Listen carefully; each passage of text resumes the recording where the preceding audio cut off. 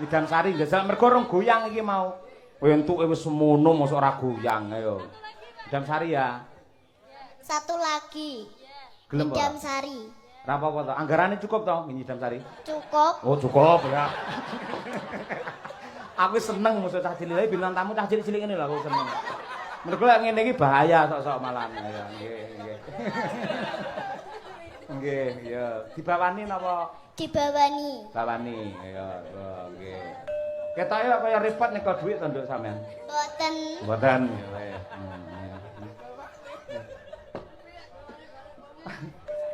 Napa niku? Duh wong ayu pepujening ati kaya ngene wong nandang asmara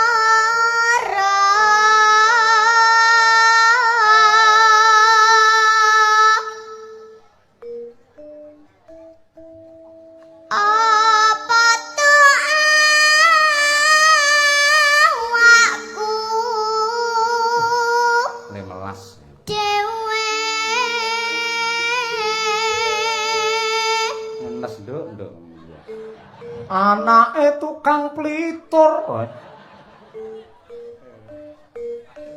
Duh dewa Jawa Tegung walas sono mring wak mami besok kapan katekan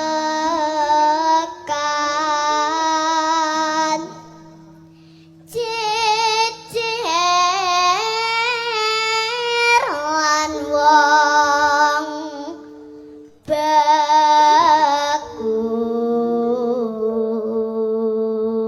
Kuwi lho gegem iki jan kuwenceng. Blas ra keter ya. Ben gak ilang kok. Oh iya, nggih. Beh, iki bahaya gede sithik mesti maneni karo wong lanang iki. Wis anake sapa iki Mbak Rini ayo. Diupamaknona godho tanpa prau sasat sarah ing Jolodri ngidam saringas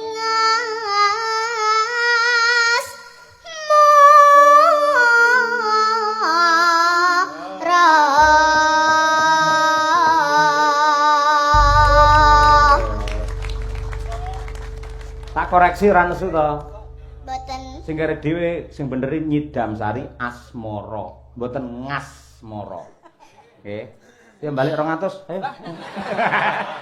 Wo mleruk langsung mripate mak pluwirok ngono. Ora, Sofi COD ora senengane. Nggih. Angkean kula pripun? Wah! Napa mboten?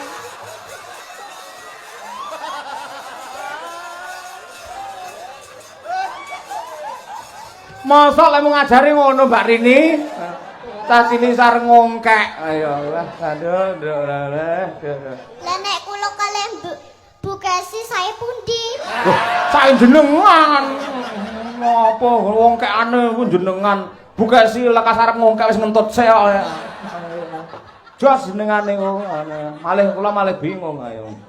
Ayo, malih sabar aku malian ayo. Ngono kuwi nggih. Ya, tapi sak langgame. Ning kalau pas dandut joget lho, soft. Nggih. Joget ya. Nggih, cepet apa.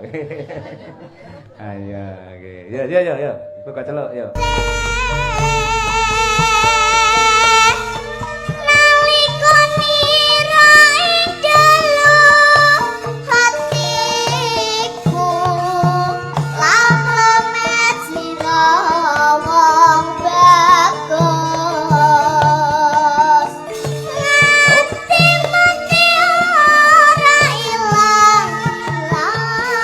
Obahke, Nduk.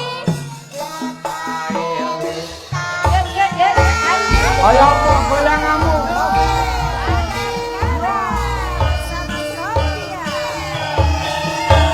Oh ini ode, oh ini ode.